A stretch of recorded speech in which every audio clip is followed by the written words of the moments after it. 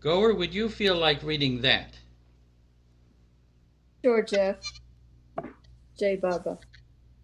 Dear folks of Baba, over the years in Mandali Hall, one of the most frequently shared quotes of Baba by Eruch, one of his intimate Mandali, was the following: "To be natural is most godly." And Eruch was just that, so natural. He would arrive in the hall seemingly without any agenda and allow the morning and afternoon sessions to just unfold spontaneously. All of the Mandali had that naturalness. As a result of decades of living with Baba, were they in fact evolving toward being natural? Naturalness, a wonderful thought, and it seems so attainable. What could be easier than that? On a closer look, are there deeper issues that Baba is opening up? We think of little children as being natural, but when that child reaches its teenage years, the naturalness often turns to an unnatural self consciousness.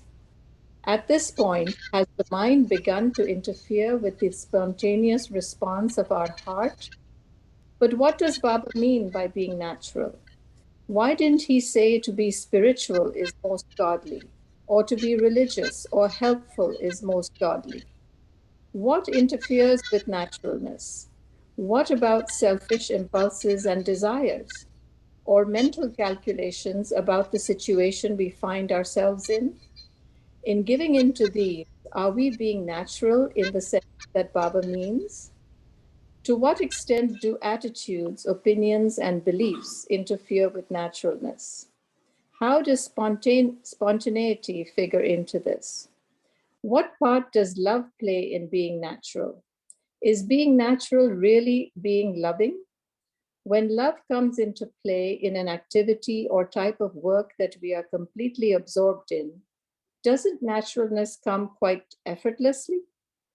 Will making efforts to give up all forms of unnaturalness lead to naturalness?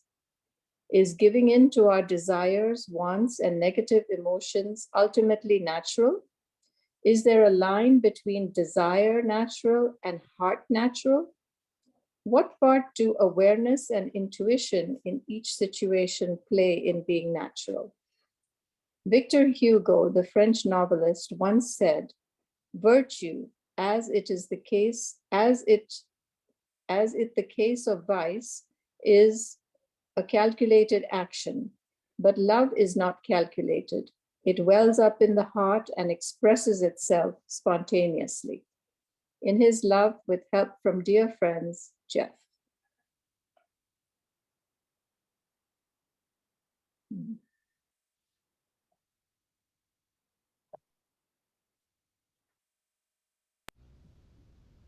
I hope I'm doing this right. Um, just to mention, when, when I first went to India in 1971, I was I was thinking that the Mandali might be these very high spiritual beings, having been around, the Avatar for decades and decades. And I was so relieved to find out that the Mandali were my favorite aunts and uncles. They were so natural, so deeply human. And in seeing that, I thought, wow, that is doable. I mean, if I thought of myself as trying to reach some high spiritual state, that was, beyond my reach. But, just the way they were, that's possible, over time. The Mandali they were fun loving. They had great senses of humor. They were very generous, even including with their time. They were empathetic, and they were like really personally interested in us Westerners. I mean, they kind of entered into our lives, and it all happened. It wasn't anything superhuman. It was just very natural, and and they gave us that feeling of belonging. So, the whole what does naturalness? I would like to find out what you people feel about naturalness. It seems so simple, but how do you get there? and what are some of its attributes. So I was saying that, and we'll see what people might have to check in. Looks like Dinku. Let Yes, me Jeff?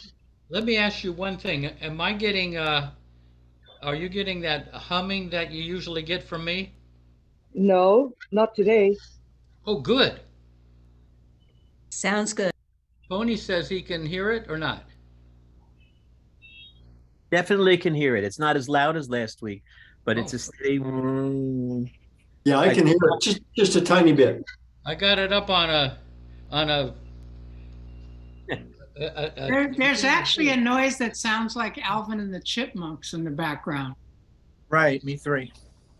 Oh, okay. Anyway, go ahead. There, Jeff, if I put my speakers to the treble setting more and not the bass setting, it seems to go away. So people might try that. I know how to do these things. I'm not conversant enough with that yet. Okay. Okay. Paula.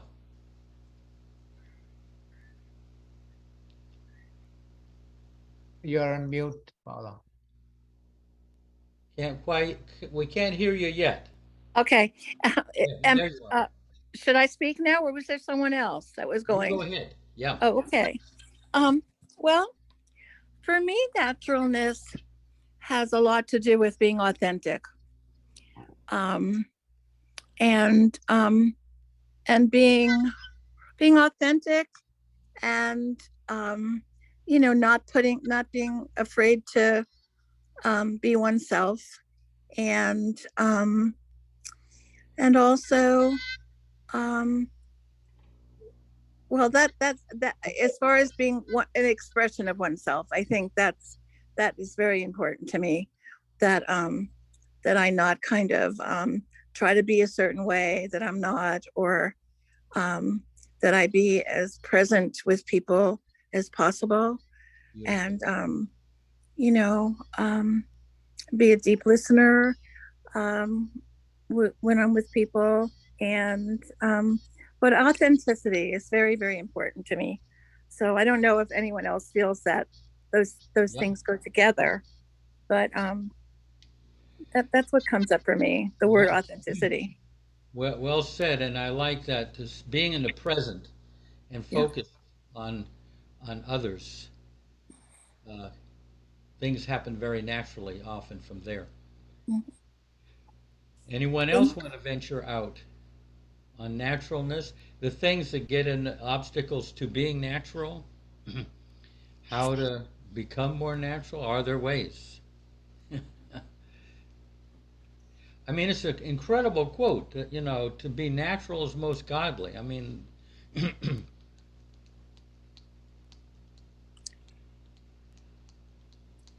okay, Diane. So I work in human resources. So there's always a boundary that I have about sharing anything personal. And the other day we were having a happy hour, and it's like we're not used to being with each other in the office. So it was great being there, but I don't know how to chit chat anymore. And and my boss called me to the side, and she said, "We can leave now," because she doesn't like chit chatting either. And as I'm walking up the stairs, I said, it's kind of like, if it not talking spirit, feelings, God, authentic conversations, I'm lost. And so I'm a real downer at a party. But Party, right? yeah, it's absolutely true. And I was listening to your Mumbai talk the other day, Jeff, which, by the way, I recommend to anybody. It's talking about going from the head to the heart. but you were talking about how present you were and how intense that was. And that I think it was Eruch who said to you, keep doing that. And you were so surprised that he blessed that action. Yeah. Yeah, to stay in the present and be a kind of as aware as you can. You know, if you think of, you've got about 360 degrees of awareness in the that could be available to the present moment, and we might be just 40% of it, you know. But when the more we're aware of the present moment, the more things just flow. But yeah, go ahead, Patty. Eugene. Yeah, Jay Baba, everyone. Yeah. I really wanted to get in on this a little bit, and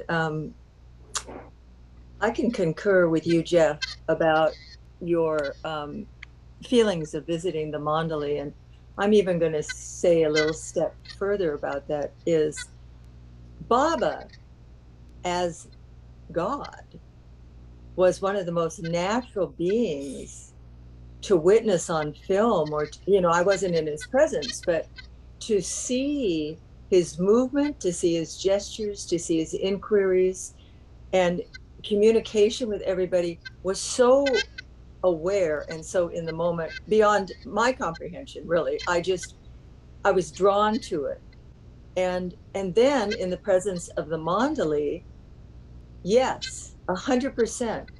And you and I both use the terms. I mean, throughout my whole adulthood, when asked why I went there, I never really understood. I'd say my favorite aunts and uncles, blah, blah, blah, blah. But now I understand it was their naturalness. It was their clarity. It was their presence. It was you're drawn to it because in our childhood, I believe, as before we're deconditioned or reconditioned into hesitancy, thoughts, identification, rights and wrongs, we are operating from our heart as a child. And I believe we all know this.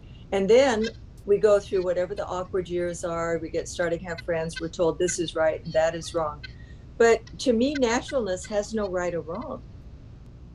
I mean, it really doesn't. If you are being 100% natural from an awakened state, then I believe it is very godly.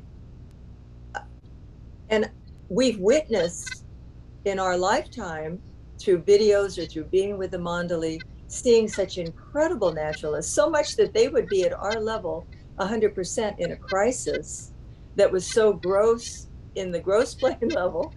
And yet they were just, I couldn't even believe I'd have conversations with some of the Mandali that I had. And so it kept me going back. That's what I'm saying. For my awakening to happen so that I could be more natural, not so calculated, not so fearful, not so judgmental. So I think naturalness is in us, innate. I think it's burdened by our lifetimes and conditioned. But if we look at the animal kingdom and see that naturalness as well, you see horrific things happen. You know, the whole anthill might get stepped on by accident, or maybe destroyed, or you know, a tiger protects the cubs and kills another person, so another animal. So there's lots of things that seem not nice, but they're natural. That's what happens. And so there's something in me that is exploring the capacity of awakening and how that is so linked to naturalness.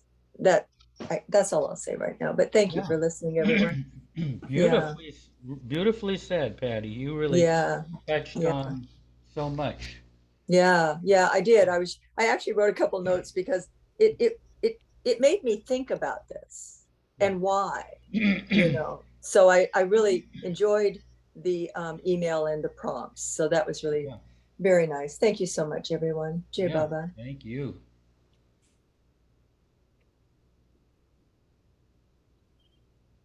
Jasima. Oh, Dinku. Yeah, Jay Baba. Yeah. I don't know. For me, naturalness is being myself, not conforming to what people, not conforming to people's expectations or how they want me to be, and in spite of whatever uh, problems that may arise from that. But that is, uh, it's uh, it's very essential for me just to be myself, to be who I am. But the expectations that are put on you to behave in a certain way, act in a certain way, I can't do that anymore. And uh, what Diane said about chit chat, that applies to me too, and more so ever since I've come to Baba. So that's it. Yeah. Yeah. I mean, you're really kind of saying it takes courage in a way to, kind of break away from being how everybody else or how to be conventional. And Yeah. yeah. Hey, I'm getting a message from Betty here. Are you getting that humming sound? Still. Jeff, maybe like don't use that external mic Okay. try without it. All right. Um, It's very much louder right now, by the way. what's louder? That hum is very much louder now that you're doing whatever you're doing. Oh. And Now, this is Marion. I don't hear anything, so I don't know what filters it. I don't know. how was that? Yeah, this is On. fine. Is that better? On. Yeah. Me. Okay, My good. point, it went away. Okay. Ralph.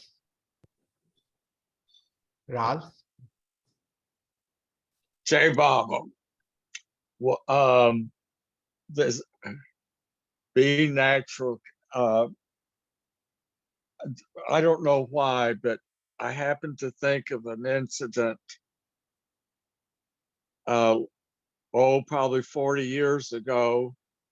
I used to wash laundry, the towels and pillowcases and washcloths for the Mayor's Spiritual Center. I'd go get the dirty ones, go into the center, fetch the dirty ones. There was a linen room. We had a linen room, and then I'd go to the laundromat and wash them, fold them, and bring them back and put them in their place on shelves for use. So on one occasion, I was on the center for that purpose, and Bob Brown approached me and he said, "Ralph, do you have your camera with you?" And I said, "Yeah, I believe I do." And he says, "I want you to come with me, and I want you to take a picture." And I said, "Okay." So we went out in the woods where the center takes their trash. There's a pit out in a remote place in the woods there on the center property, and a pit is dug there, and all of things like busted furniture or things out of use get discarded there. And Bob had rummaged around in the pit, and he found an old telephone, a rotary dial telephone had been discarded from somewhere on the center Del Ruba or Pine Lodge. And he had built a little house box, kind of like a birdhouse, and attached it to a nearby pine tree and mounted that telephone in on a platform inside that box. And he had found an old busted up table that he had sort of put back together and made it stand. And it was like a little lamp table, and he set that table up, and then he had an old tree stump for his chair. And he said, Ralph, this is my office where I come to call and talk to Baba. And sometimes I talk to Elizabeth. And Bob says, I want you to take a picture of me on the phone to Baba. And he also had, we talk business. He says, and I talks the center business with Elizabeth. Elizabeth was deceased at this point. And he also had this, somewhere he had gotten this huge cigar. And so he had that telephone, he sat on the stump, and he had a big phone book. He had a few paraphernalia on that table. And so we took some pictures of him talking to Elizabeth and Bob on that old telephone. And somehow that struck me as not too far out of place for being natural and create. Yeah, Bob could get into things so enthusiastically that something like that was completely natural to Bob Brown. That was a trademark Bob Brown. Anyone else want to venture out?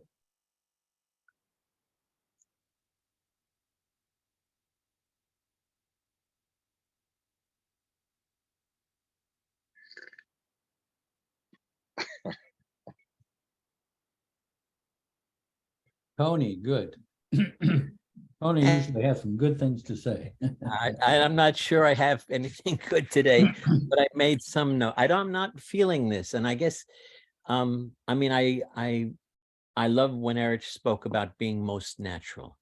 Baba wants us to be natural, and I got it, but I don't on a feeling level. So I don't have a lot of thoughts connected with it. But I made a few notes. For me, it's about not so much about being natural as being authentic. There's a quote Baba says, and I'm getting the gist of it.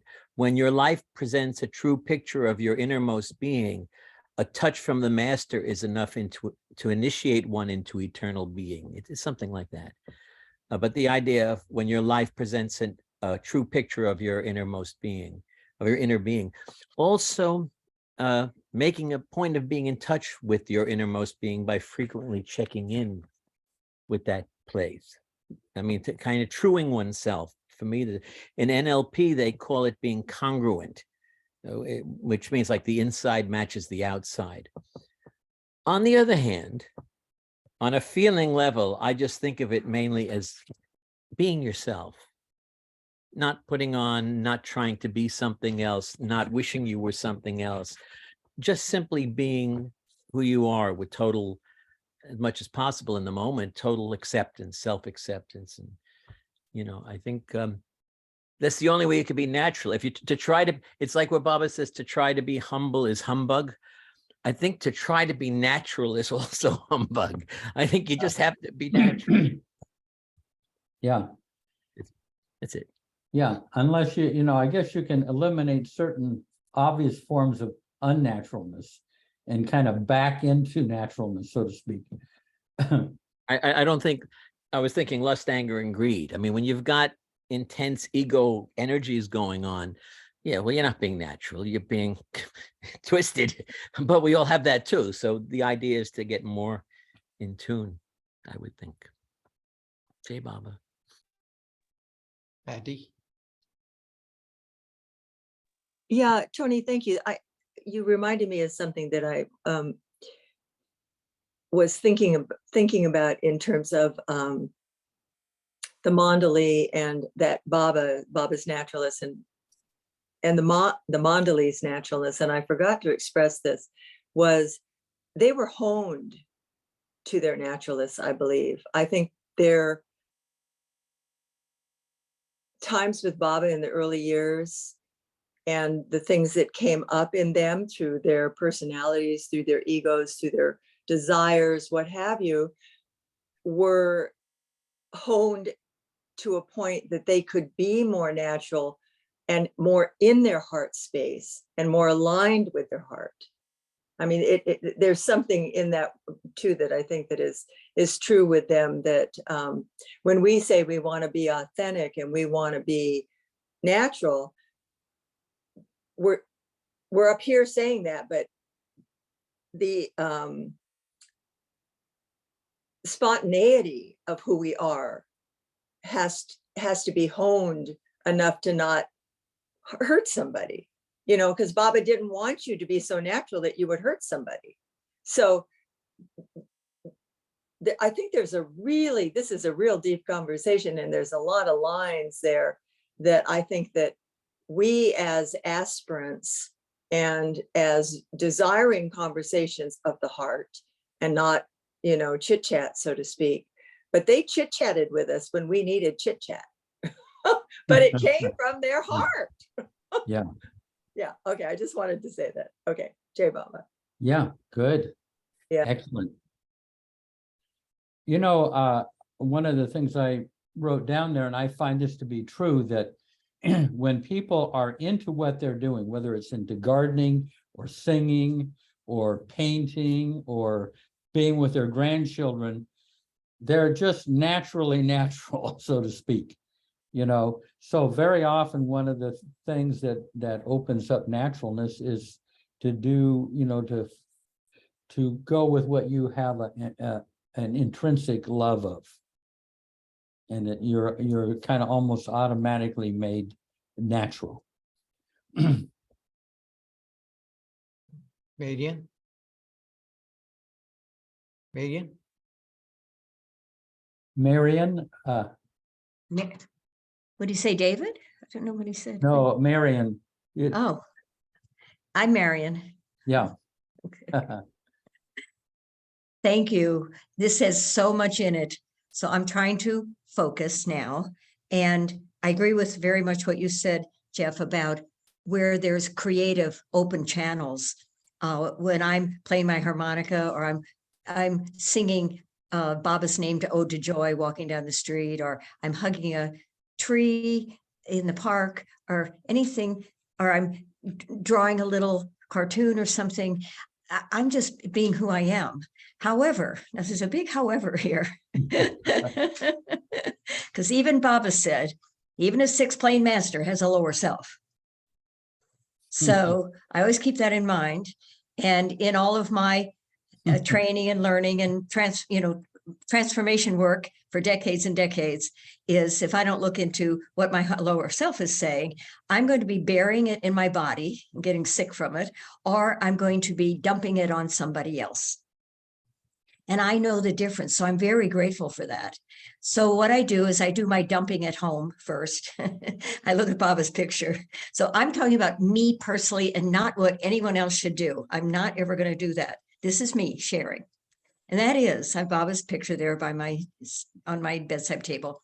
So I have in my toolbox on my to-do list every day is to release something of my lower self, because I get triggered. I get triggered by friends, by people, by, even governments, whatever, all the way, the whole spectrum. I get triggered. I get triggered.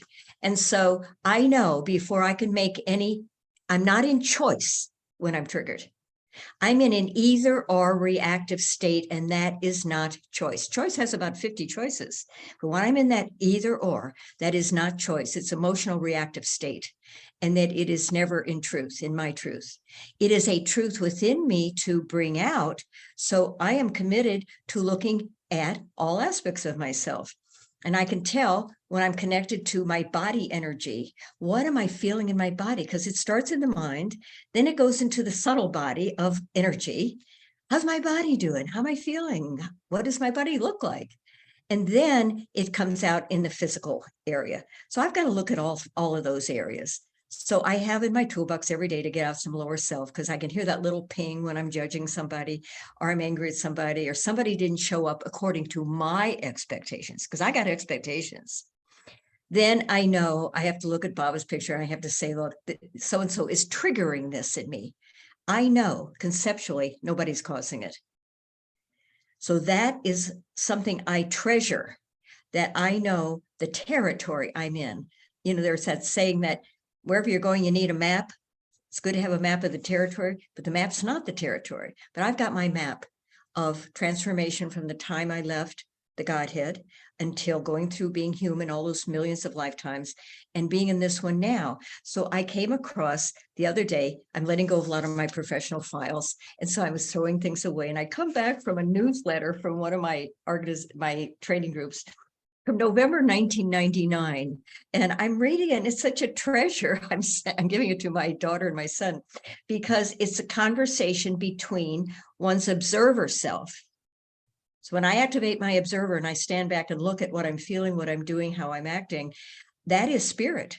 That is spirit. Who's my observer? And then there's an infant, and then a higher self and observer, and there's a mature role model, these 4 characters that live inside of me. So I stood in my kitchen and I moved around with each one, and I read from this thing I've had in my file all these years. And the infant said, because the woman doing this, her name is Kayla, but I'll use Marion. Hello, I'm Marion, inner infant. The guide, that's the higher self, says that my thinking about happiness is primitive and distorted. What do you think? All I want is to be happy. I just want what I want, when I want it, and how I want it. Then I can be happy. If for 1 minute someone doesn't meet my demand, I conclude that I can never be happy, and then I feel hopeless. So to avoid that awful feeling, I must be an omnipotent ruler. Your job is to obey me without question, love and approve of me completely, and fulfill all my desires. Ha! So I have one of those in me, and I have a higher self in me, and I have an adult self in me. So I just want to say what really keeps me more and more authentic with all the changes I've been through in my life, especially 3 near-death experiences a year and a half ago. My defenses have been ripped from me, and so I feel mean a lot of the time. and if I didn't have these tools of psychodrama, looking at Baba's picture, saying who's triggering me, and I'm not going to release it, so I may be filled with your light, love, and life, Baba, and then I let it rip. So that's me, a highly emotional person. Everybody has their own technique and their own, it's very personal, but that's what I have to do every day, so that I can be with somebody and be kind and not be fake. Yeah, Thank beautiful. you. Marion, wow. Anyone else? It's hard to talk about this, you know. I mean, and plus, people have said wonderful things and covered just about everything. Let's see if there's anybody can cast a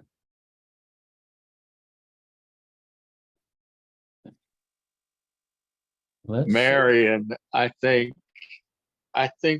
if Bob's old telephone still exists, we should gift it, find it and gift it to Marion.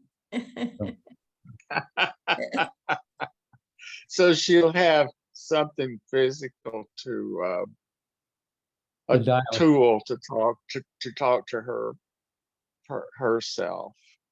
Oh, I do. You I can use call us too, Marion, if you like. I use my hitting bat first. I give everything to Baba, and I get out all my nastiness first, and then the light fills me. I'm filled then with light, love, and light. Baba's light, love, and light when I release what's clogging the channels. Wonderful. Jai Baba. Let me ask you folks, do most of you feel fairly natural that after all these years with Baba, that you kind of moved into your natural self? I mean, of course, when we were younger and before Baba, we were trying out maybe different outfits, different personas. But after all these years, would you say that you are kind of found a little bit more your natural self? There's there's a Far Eastern metaphor that I like, where it goes something like this: when the shoe fits and is comfortable, you don't have to think about your feet all day. You know, you're just walking around, but you're comfortable. When you find your natural self, you don't have to think about yourself. You know, I mean, you're not having to backtrack and second guess yourself or all that. You just flow. And I mean, I know when I'm getting up, when I'm in my thinking spot, I know that I'm moving out of the naturalness. You know, because now I'm thinking about what I'm doing rather than just letting the flow, the feeling flow happen.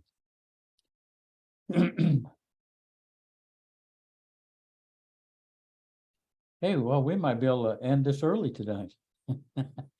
Get some sleep. We had a medical emergency in the middle of the night, and a couple of nights ago, and boy, that was, I missed a lot of sleep that night. What about Mayor Prasad? I hate to kind of go back there with a flashlight into the shadows. Anything that comes to mind? So, I think it is to be natural is, it belongs to nature, and our nature is, our most original nature is love. So anything that is done out of love is natural, irrespective of whether it aligns with your personality self or not. At that moment is irrelevant. I think if the act or word or whatever is done out of love, that is natural. That is my take. Yeah, beautiful. Yeah, that's another perspective that simplifies the whole thing. Yeah. It's funny because getting into the Baba world, I never met as many characters, but I would classify as characters as I have when I kind of became part of the Baba world. I mean, there's some people that are like really naturally characters, very oddballs. One time in Mandali Hall, Eruch very seriously said there are two types of people that get drawn to Baba. Those who are very, very good, and those who are oddballs. And you should have seen, everybody was kind of looking around the room to see how people thought of them. I mean, there are a lot of oddballs in the Baba world, but it makes it colorful. And there's definitely there are definitely not so many norms of how to be, which is great. No dogma and no character traits that have to be that Baba is expecting of us. Patty.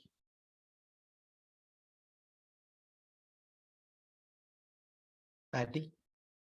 Yes, thank you. I'm not as adept as I'd like to be with these machines.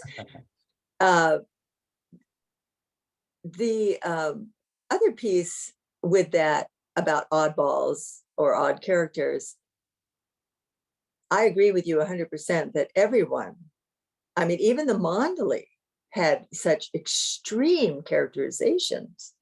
I mean, and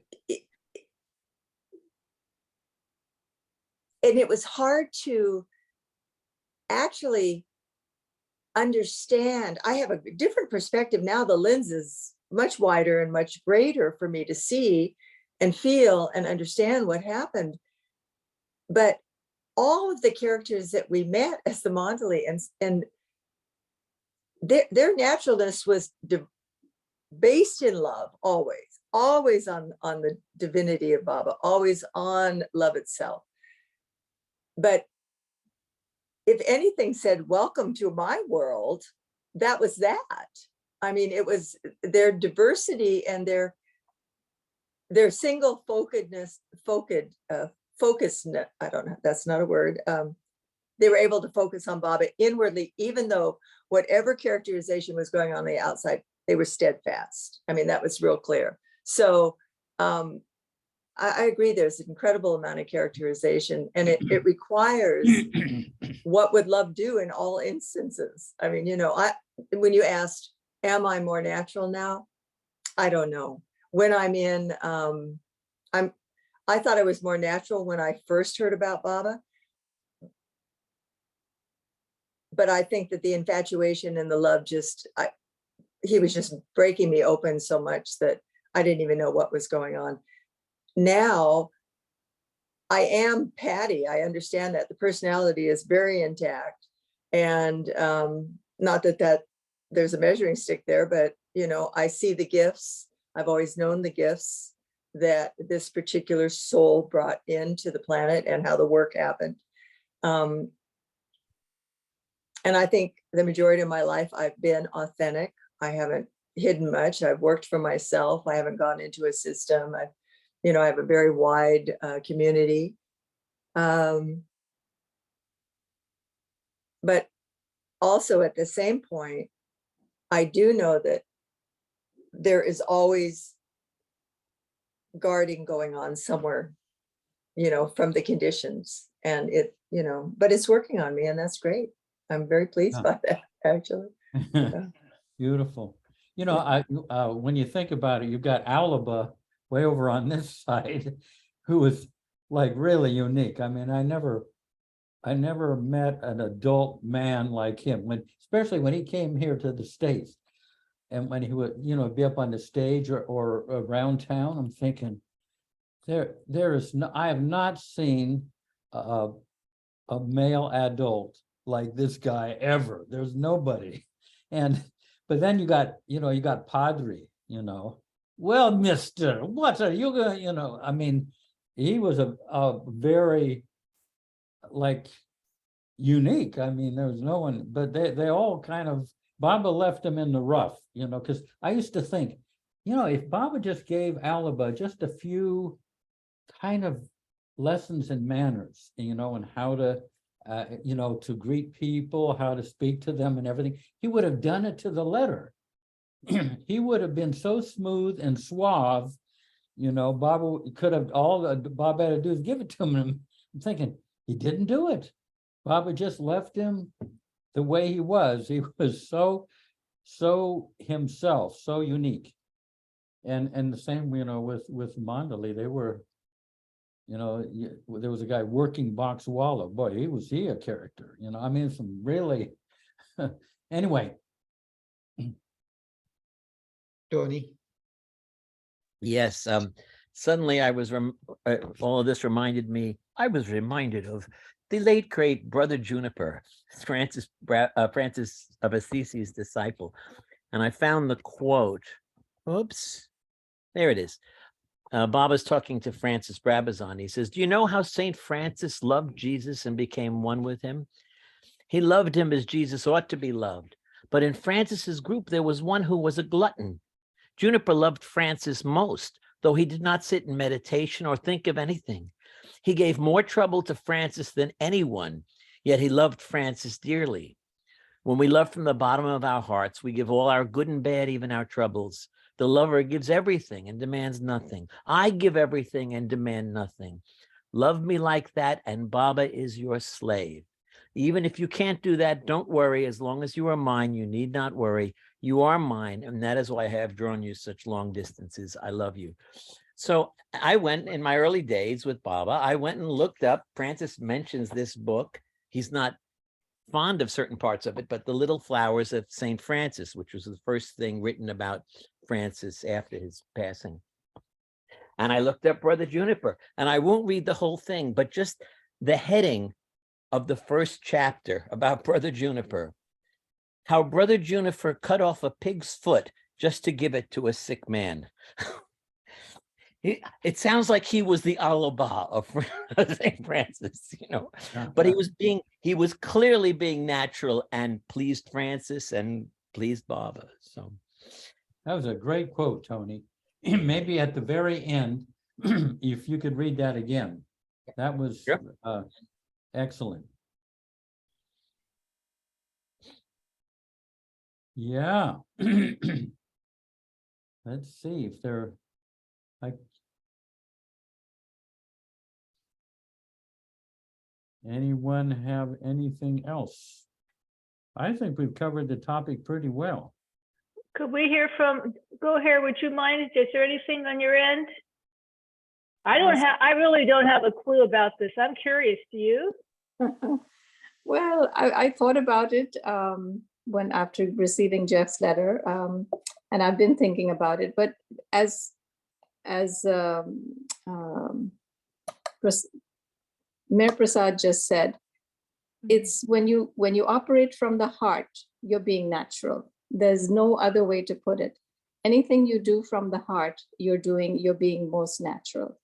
There are times when you are, in my younger days, of course, inhibitions that were there, my timidity, my shyness, all that would come in the way of my being natural sometimes.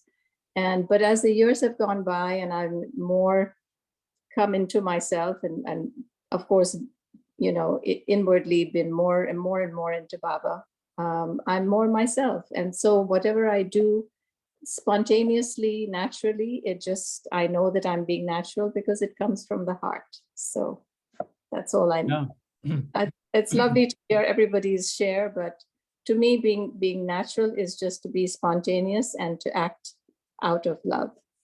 That's it. Yeah. Hey, Bob. And you can be like natural and everything, and then someone hurts your feelings profoundly.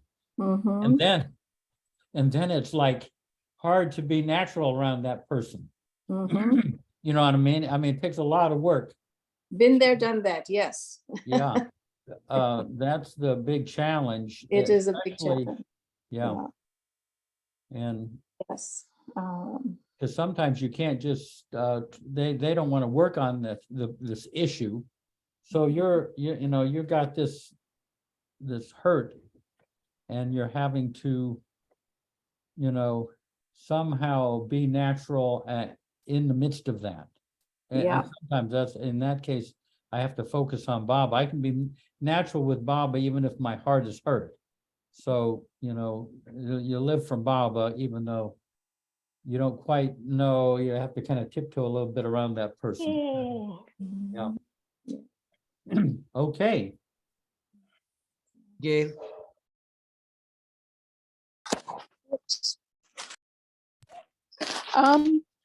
The words that I'm finally settling on are heartful discernment. And those require connection to Baba. I mean, staying in my heartful place.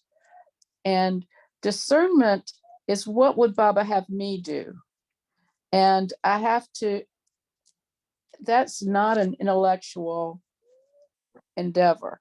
That requires me to, I would say, always to slow down, be calm, because when I'm calm, I can connect enough to Baba to be discerning, not just from my own values, but from Baba's values. I don't know if that makes any sense, Yeah, but excellent. that's what comes to mind. Yeah. No. Gail, can you say that again, please? Sure. The two words that are coming up are heartful discernment. And in order for me to be discerning to me is Baba-like. I mean, that's Baba values. It's not they may be values I aspire to, but I know I'm not explaining it well.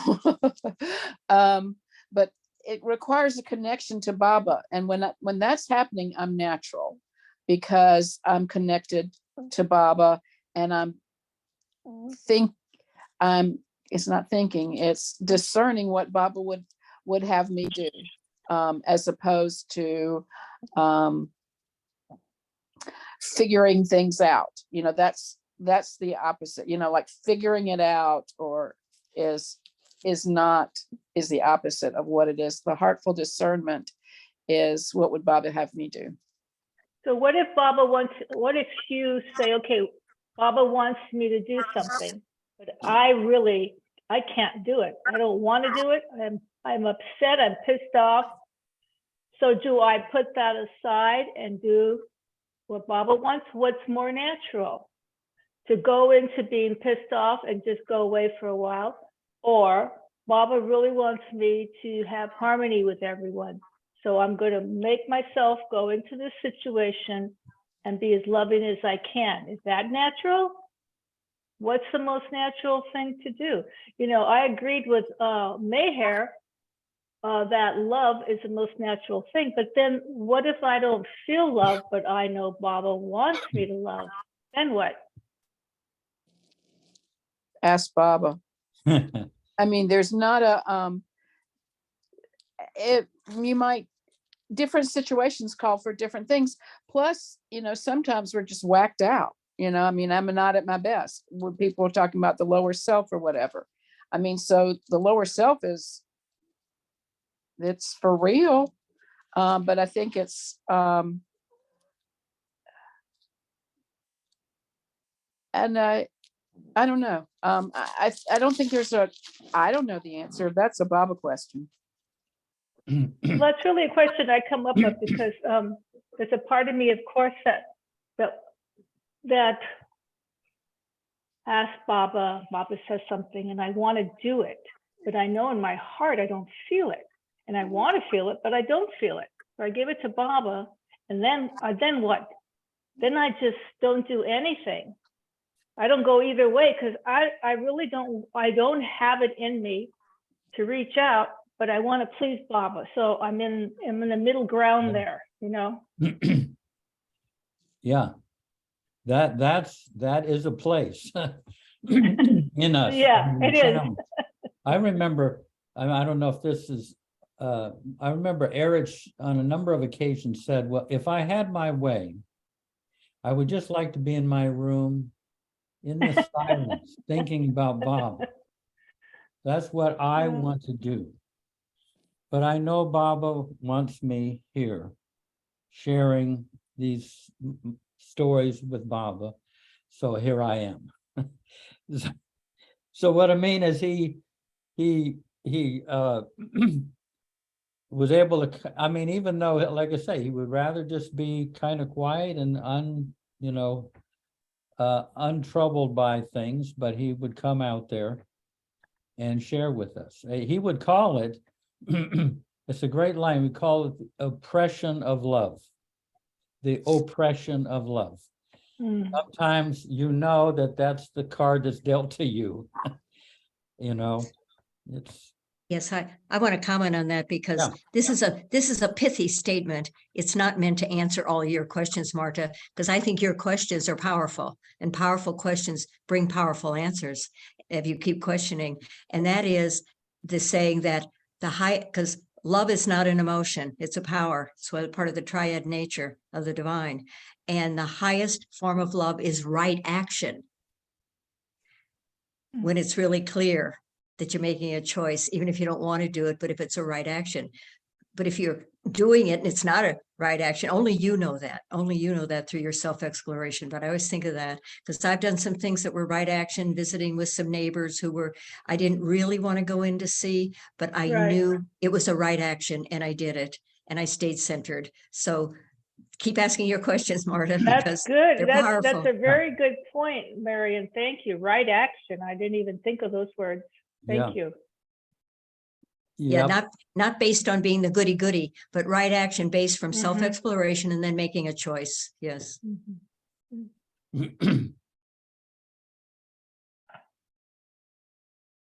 Marsha. Marsha. I have so many things that I could say. I get lost a lot, but I find that I'm right where I'm supposed to be, and I don't really think about being natural, and I'm giving up like I'm supposed to be here and I'm supposed to do this and I'm supposed to do that. But I just have to do things the way they happen. And I'm right now feel like I've come full cycle and I know who I am. I'm a teacher, I'm a painter, I'm an artist. I don't think about it. I think about trying to be more impeccable with what I say, because I know the tiniest thing can hurt someone, because I know I've been hurt in my life. And, you know, people, and also not to take things personally, because you could stumble into somebody what they just came out and then, oh, look at what did I do? And it has nothing to do with you. So you have to learn to just kind of flow with it.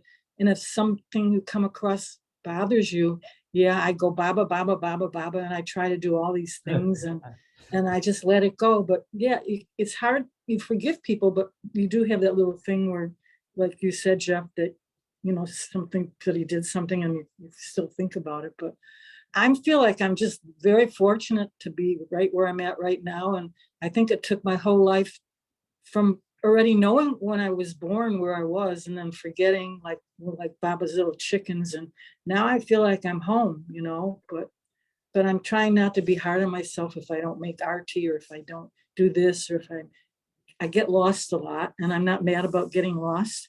I feel like when I'm driving around and I'm lost, it's because that's what Baba wants me to do. So I just, you know, and I try to, if I hear him say something and I don't want to do it, I just get up and do it because I'm supposed to obey what, and then I have to decide if that's my mind or if that's really, you know, Baba. And I figure that first thing is like Baba wakes me up with a cramp, you know, and then I'm supposed to get up because I can't lay around sleeping anymore, you know.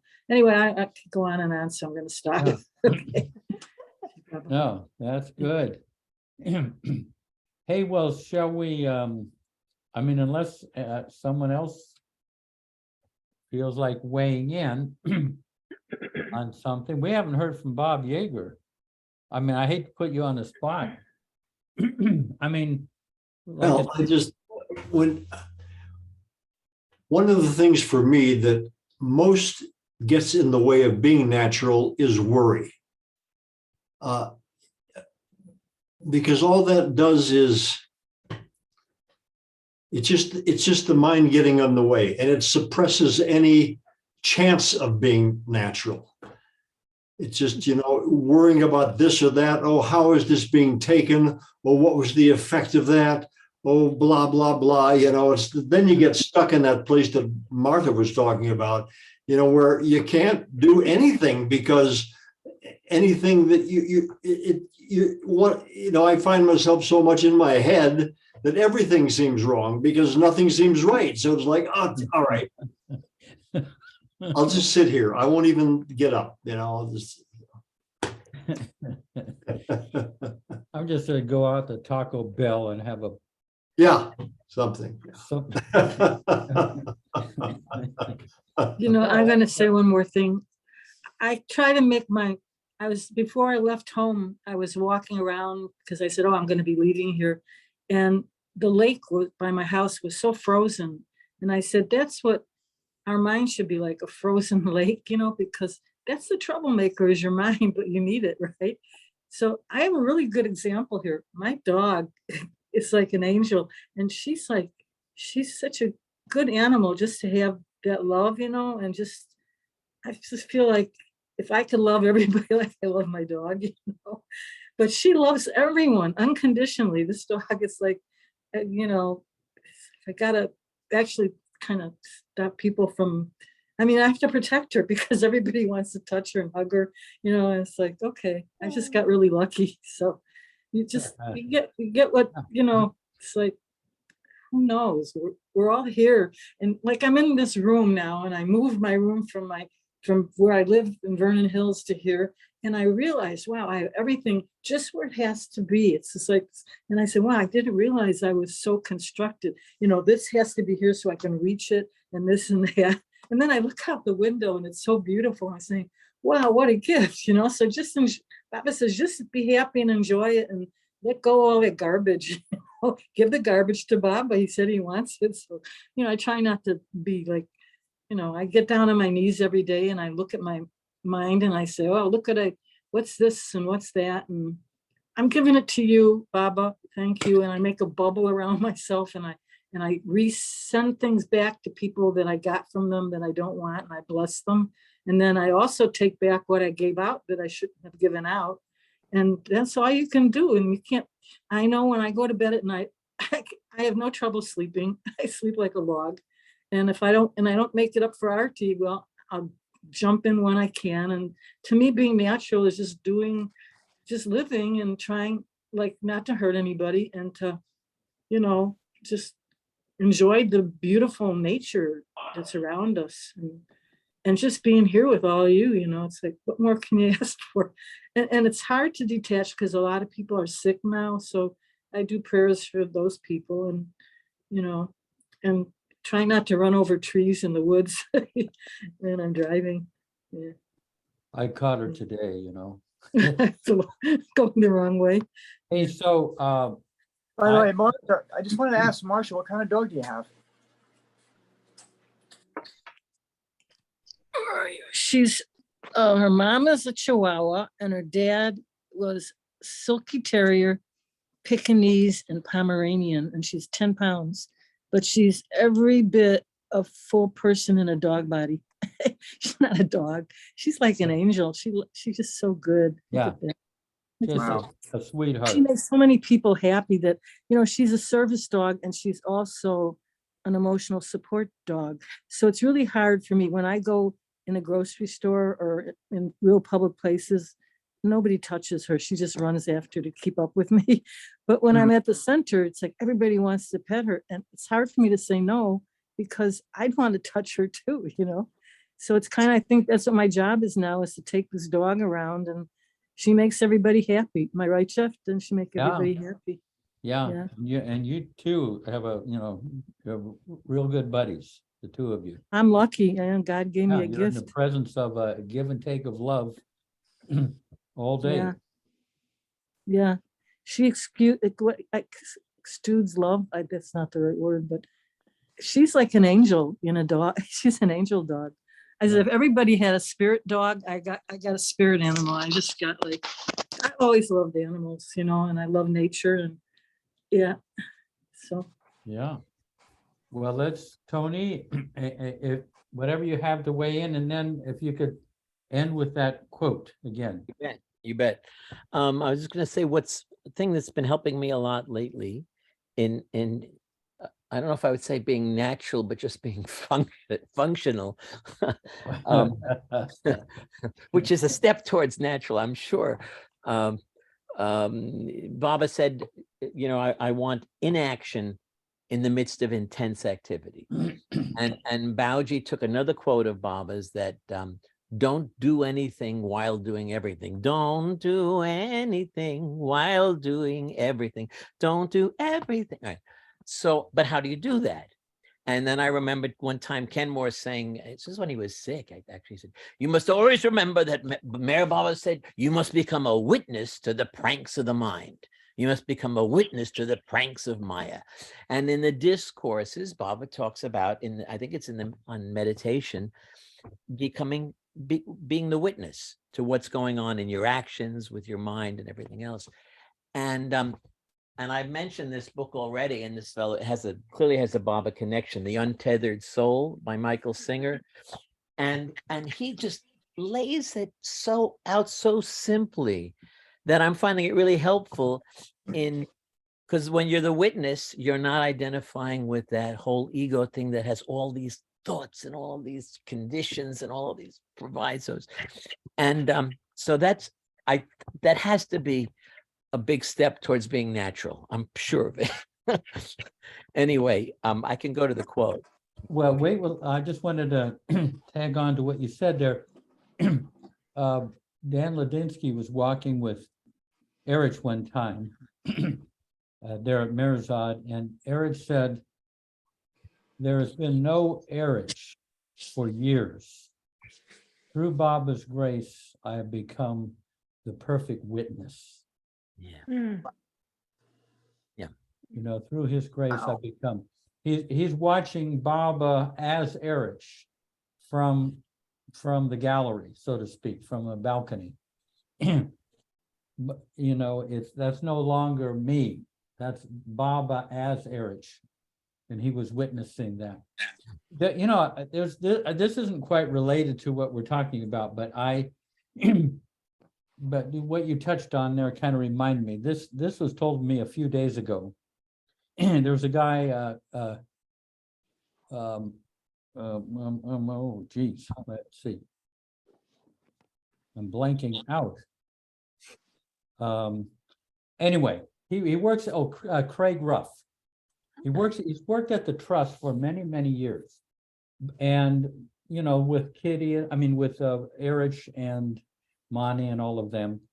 And many years ago, there was a board meeting that they had of the trustees.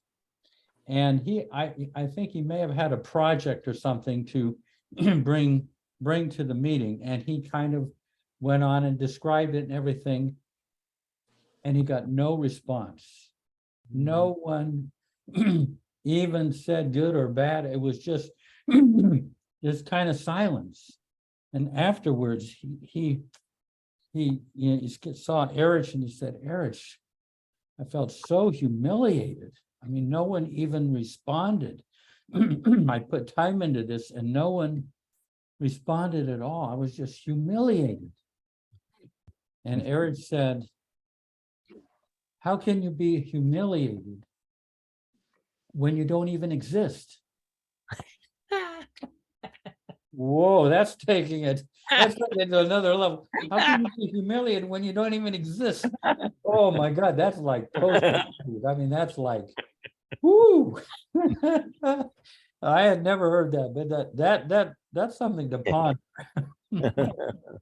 But anyway, go ahead with your with the quote. Okay, let's see. We'll have a few moments of silence afterwards.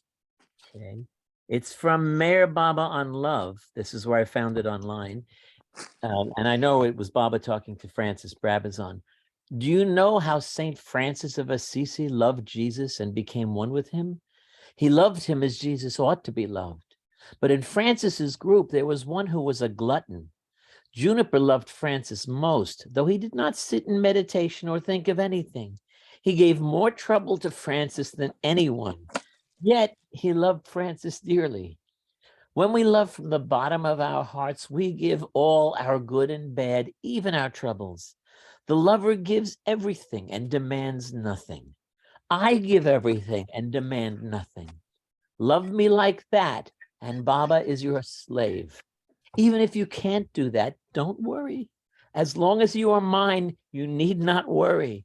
You are mine. That is why I have drawn you such long distances. I love you.